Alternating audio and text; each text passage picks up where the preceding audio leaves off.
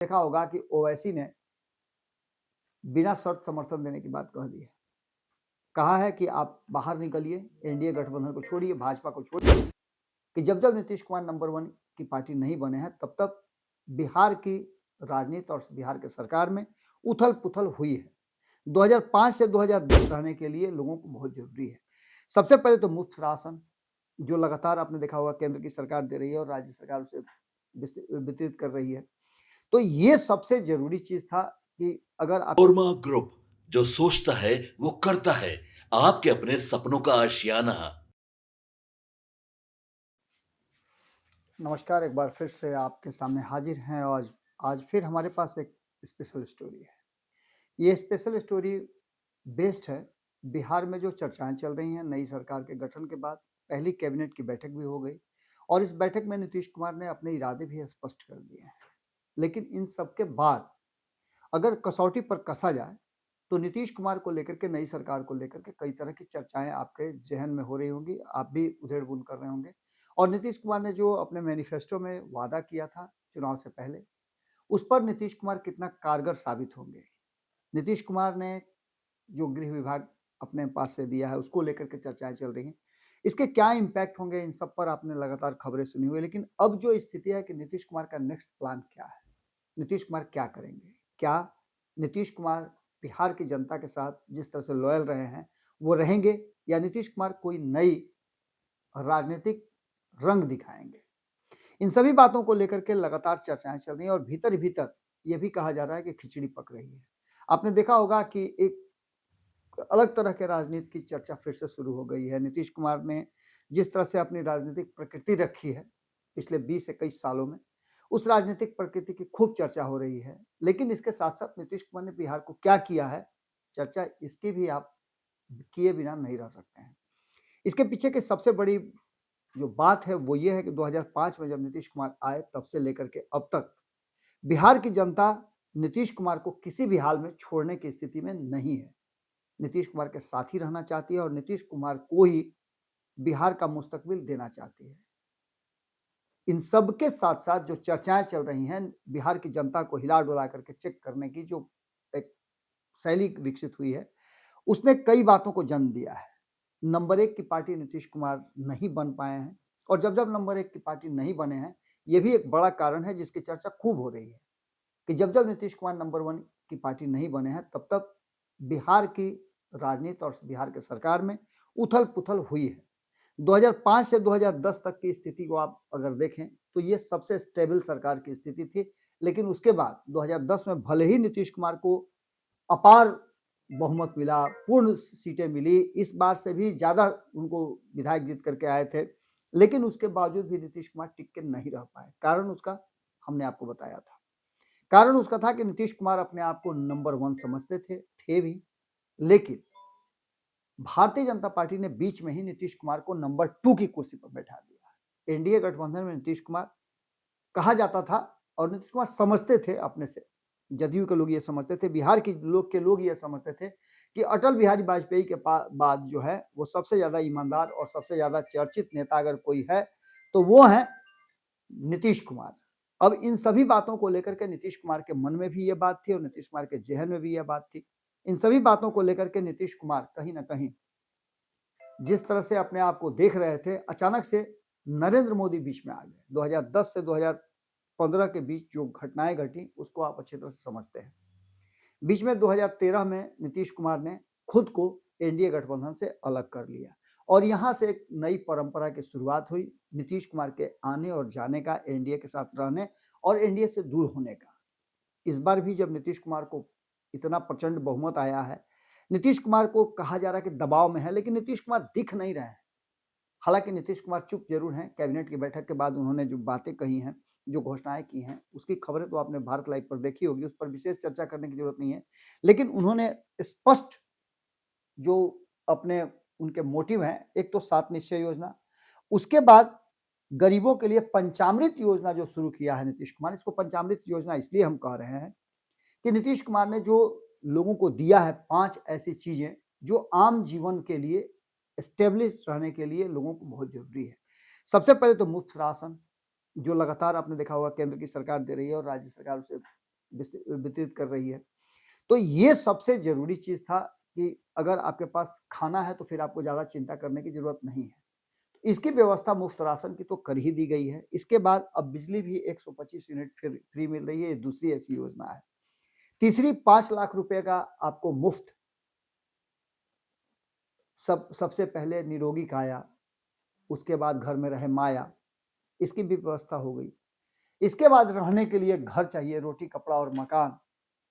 तो निश्चित रूप से आपको रोटी की व्यवस्था कर दी गई है और मकान 50 लाख पक्के मकान बनाने का सरकार ने जो वादा किया है उसकी प्रक्रिया भी चल रही है और इसमें भी सामाजिक सुरक्षा पेंशन के आधार पर आपको घर में रहे माया वाला में 400 को 1100 कर दिया गया।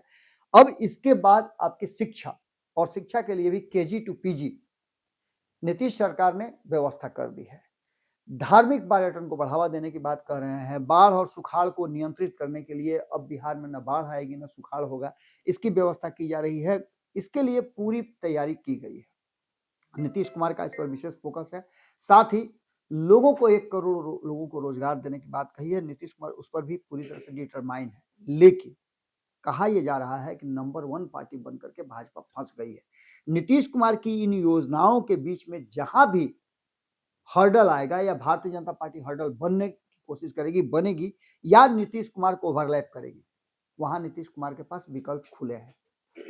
अब ये सामान्य सी प्रक्रिया है, इसको लेकर के इतना ज्यादा उछाला जा रहा है कि नीतीश कुमार ये कर देंगे, नीतीश कुमार वो कर देंगे, जबकि फैक्ट यही है कि नीतीश कुमार अभी कुछ करने नहीं जा रहे हैं। 2015 में नीतीश कुमार के पास आपने देखा होगा कि महागठबंधन के साथ चले गए थे, उसी लालू प्रसाद के पास गए थे, जिस लालू प्रसाद के जंगल राज की संज्ञा देकर के उसको समाप्त करने के बाद नीतीश कुमार आए थे, उनके साथ चुनाव लड़े और अच्छी खासी 178 के आसपास सीटें जीत करके आए थे। इसमें नीतीश कुमार नंबर 2 की बने थे। 2 साल के अंदर में ही उन्होंने सत्ता परिवर्तन कर लिया था, चले गए एनडीए में, नंबर 1 बन गए। ये सभी बातें हमने आपसे की हैं, लेकिन अब जो नीतीश कुमार की रणनीति है, उस रणनीति में नीतीश कुमार को महिलाओं ने प्रचंड बहुमत दिया है। उन महिलाओं की समृद्धि के लिए नीतीश कुमार ने अपनी व्यवस्था दुरुस्त कर ली है। इसके साथ साथ सामाजिक समानता और मुख्य धारा में अंतिम पायदान पर खड़े लोगों को लाने की भी व्यवस्था चल रही है। ये सभी चीजें कहीं ना कहीं नीतीश कुमार कर रहे हैं, लेकिन इसके साथ साथ जो पैरेलली बातें चल रही हैं उसमें आपने देखा होगा कि ओवैसी ने बिना शर्त समर्थन देने की बात कह दी है। कहा है कि आप बाहर निकलिए, एनडीए गठबंधन को छोड़िए, भाजपा को छोड़िए और बाहर निकलिए। अब यहां पर 2-3 बातें बहुत महत्वपूर्ण है। ये ओवैसी का जो बिना शर्त समर्थन है, ये या तो इसलिए हो सकता है कि उन्हें डर लग रहा हो कि उनके 5 विधायक जो हैं वो कहीं इधर से उधर न चले जाएं, या फिर नीतीश कुमार को पहले से ही वो समर्थन देकर के ये साबित करने की कोशिश कर रहे हो कि हम तो तैयार हैं, बस आप में देर है। तो इससे एक सिंपैथी नीतीश कुमार की बनी रहेगी। विधायकों को जो छीनने झपटने की बात हो रही है वो थोड़ा सा नरम पड़ेगा। दूसरी तरफ आपको बता दें कि उपेंद्र कुशवाहा का एक बयान भी कि आप मक्खियां भिनभिनाएंगी, बाएं हाथ से उनको हाँकते रहिए और दाएं हाथ से खाना भी खाते रहिए, ये कहने का तात्पर्य और इसके बड़ी गूढ़ अंतर है। नीतीश कुमार के बारे में ये कहा जा रहा है कि नीतीश कुमार भले ही इस बार इतनी संख्या लेकर के आ गए हों, बिहार की जनता चाहती थी कि एक बार नीतीश कुमार के हाथ में और बिहार की सत्ता जाए और जो चीजें बच गई हैं वो नीतीश कुमार कर ले, लेकिन उसके बाद जो वर्तमान परिस्थिति बनी है उसमें नीतीश कुमार ने बहुत सारे कैलकुलेशन बिठाए हैं। उस कैलकुलेशन में कहीं ना कहीं उपेंद्र कुशवाहा को ऐसा लगता है कि वो किस खेमे में रहें। अगर वो उस खेमे में रहते हैं तो उनकी जो कुशवाहा समाज में एक बड़े नेता की छवि थी, उस छवि पर धीरे धीरे करके अब ठंडा पड़ता जा रहा है और उनसे ज्यादा अपने समाज में, कुशवाहा समाज में आजकल सम्राट चौधरी की चर्चा होने लगी है और सम्राट चौधरी का कद काफी बढ़ गया है। गृह मंत्रालय मिलने के बाद और भी चर्चाएं होने लगी हैं और इसको लेकर के कहीं ना कहीं ऐसा लगता है कि उनको लॉलीपॉप दे दिया गया है। सिर्फ यही बात नहीं है, सिर्फ उपेंद्र कुशवाहा तक की बात नहीं है, ये बातें तो कहीं ना कहीं सोच रहे हैं जीतन राम मांझी भी। जीतन राम मांझी को भी जो विभाग मिला है वो लॉलीपॉप ही उनको लगता है। जीतन राम मांझी ने कहा था कि उनका जो कद है और जिस तरह का योगदान उनका है इंडिया गठबंधन में, उनको और भी बड़े विभाग मिलने चाहिए, लेकिन देखिए क्या हुआ। उनको जो विभाग मिला है वो बहुत ही कम बजट वाला विभाग है। इन सभी बातों को लेकर के मंत्रिमंडल का जो बंटवारा हुआ उसमें नीतीश कुमार ने जो गेम प्लान रचा है उसमें आपको अंदाजा नहीं होगा 50% से ज्यादा नीतीश कुमार ने राशि जो है अपने विभाग के लिए रखी है। अब तो वित्त मंत्रालय भी उनके पास है, इसलिए यहां भी उनके पास एक बड़ा अधिकार आ गया है। कहा यह जा रहा है कि जो वर्तमान में भारतीय जनता पार्टी के मंत्रियों के पास है वो 89,000 करोड़ के आसपास का बजट है। टोटल को मिलाकर के 14 को देखें तो 89,000 करोड़ का है। तो वही नीतीश कुमार के 9 मंत्री खाली बने हैं, उनके पास 2,19,000 से ज्यादा का बजट है। यानी कि सीधे तौर पे देखें तो 1,29,30,000 के आसपास का बजट नीतीश कुमार ने अपने पास ज्यादा रखा है, अपने लोगों के पास ज्यादा रखा है। तो इसके मायने क्या निकाले जाए? क्या यहां भी नीतीश कुमार का गेम प्लान कुछ चल रहा है? इन सभी बातों को लेकर के नीतीश कुमार का नेक्स्ट प्लान क्या होगा, इस पर चर्चा खूब चल रही है। आपने देखा होगा कि मीडिया घरानों में इस बात को लेकर के जबरदस्त चर्चा चल रही है कि नीतीश कुमार कभी भी कोई बड़ा खेल कर सकते हैं। खैर, इसकी संभावनाएं दूर दूर तक मैं जहां देख रहा हूं उस चश्मे से तो नहीं दिखाई दे रहा, वर्तमान में तो नहीं दिखाई दे रहा। अभी साल भर तक तो नीतीश कुमार कहीं कुछ नहीं करेंगे, वो सीधे जो बिहार की जनता से वादा किए हैं उन मुद्दों पर उतरेंगे। और भाजपा की तरफ से भी मंत्रियों ने जो ज्वाइन किया है अपने अपने विभागों में पूरी तरह से मुस्तैद नजर आ रहे हैं और काम करने की दिशा में आगे बढ़ना शुरू कर चुके हैं। नीतीश के पास ज्यादा विकास करने की क्षमता है, उन्होंने किया है, इसको भी लोग चर्चा कर रहे हैं। लेकिन दूसरी तरफ तेजस्वी यादव और कांग्रेस का चुप हो जाना, तेजस्वी यादव का इन सब के बावजूद बिल्कुल शांत रहना और कांग्रेस का आपसी कलह को शांत करने की कोशिश करना, इन सब को लेकर के कहीं ना कहीं जो परिस्थितियां बनी हैं वो इशारा कर रही हैं कि नीतीश कुमार एक बार फिर से आम जनता के लिए चर्चा का विषय बने हुए हैं। दो कारण हैं। पहली तो यह कि राजनीतिक गलियारे में नीतीश कुमार की चर्चा इसलिए हो रही है कि क्या नीतीश कुमार नंबर 2 की बनकर के नंबर 1 बनने की कोशिश करेंगे? क्या कुछ विधायक जो इंतजार कर रहे हैं नीतीश कुमार की तरफ आने का, कांग्रेस के साथ भी यही हो रहा है। कांग्रेस के भी जो विधायक जीत करके 6 आए हैं वो भी असमंजस की स्थिति में है। क्या करना होगा, क्या नहीं करना होगा, उनका आगे का भविष्य क्या होगा, कितना अस्थायी होगा, कितना अस्थायी होगा। और नीतीश कुमार जिस दिन नंबर 1 बन गए, अगर कांग्रेस के विधायक, AIMIM के विधायक, IIP या फिर बाकी के लोग जब उनके समर्थन में चले जाएंगे नीतीश कुमार के, या फिर नीतीश कुमार की पार्टी ज्वाइन कर लेते हैं ये विधायक, तो ऐसी स्थिति में जो पिछली बार आपने देखा भी होगा कि हुआ भी था, तो ऐसी स्थिति में नीतीश कुमार नंबर 1 की पार्टी अगर बन जाते हैं तब तो खतरा भारतीय जनता पार्टी के लिए कम नजर आता है। लेकिन अगर नीतीश कुमार नंबर 1 की पार्टी बनने में सफल नहीं रहते हैं और भाजपा कहीं इन लोगों को लेकर के और ज्यादा संख्या बढ़ा लेती है, तो ऐसी स्थिति में नीतीश कुमार के लिए थोड़ा सा और मुश्किल होगा। तब नीतीश कुमार के पास कोई विकल्प नहीं रह जाएगा, क्योंकि आंकड़ों की बाजीगरी और आंकड़ों के गेम में कहीं ना कहीं नंबर 1 की पायदान पहुंचना नीतीश कुमार के लिए सबसे पहला काम होगा। और उन विधायकों को अपने खेमे में रखना होगा जो विधायक भारतीय जनता पार्टी के खेमे में न जाए और नीतीश कुमार के साथ वो टिके रहे। अब देखना होगा कि नीतीश कुमार इसमें कितना सफल होते हैं। लेकिन चर्चाएं हैं भीतर ही भीतर इस बात को लेकर के, नीतीश कुमार के फैसले को, नेक्स्ट प्लान को लेकर के चर्चाएं चल रही हैं। अब इसमें नीतीश कुमार क्या एक्शन लेते हैं ये देखना बड़ा दिलचस्प होगा। जुड़े रहिए भारत लाइव के साथ। खिचड़ी जो पक रही है उसकी खुशबू जब जितना तेजी से हमारे पास आएगी हम आप तक पहुंचाते रहेंगे। बहुत बहुत धन्यवाद।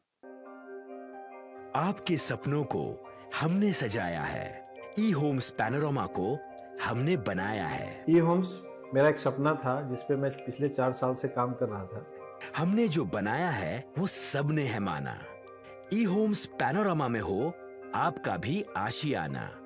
और फाइनली हमने 2021 में इस प्रोजेक्ट को लॉन्च किया। बहुत लोग अप्रिशिएट कर रहे हैं कि पूर्णिया जैसे शहर में, बिहार के, एक तो बिहार की बात करें उसमें भी पूर्णिया जैसे छोटे जगह में इस तरह का लाइफस्टाइल देना, ये सुन के हम लोगों को बहुत अच्छा लगता है।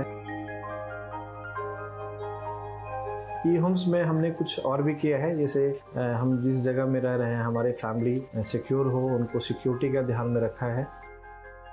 आपकी सुविधा और सुरक्षा आपके लिए खास है, ये आपका विश्वास है। इसमें आर्टिफिशियल इंटेलिजेंस का 7 लेयर सिक्योरिटी का हमने इस्तेमाल किया है। लस ग्रीन कैंपस को बनाया है। यदि हमारा बाउंड्री वाल है तो वो वर्टिकल गार्डन है। ये जितनी भी फैसिलिटी होता है एक इंटरनेशनल टाउनशिप में ई-होम्स है, ये हम लोग विश्वास नहीं कर पा रहे हैं। जो भी हमारे मित्र दोस्त या जो भी हमारे बाहर के बायर आते हैं, तो हम लोगों को बहुत अच्छा सुनने को मिलता है और बहुत अच्छा क्रेडिट मिल रहा है। वो सारा हमने सिर्फ एक बिल्डिंग नहीं बनाया, हमने एक बहुत अच्छा लाइफस्टाइल दिया ई होम्स में, और मेरा एक सपना था जिसको मैं आज फुलफिल होते हुए देख पा रहा हूँ। ये आपका आवास है।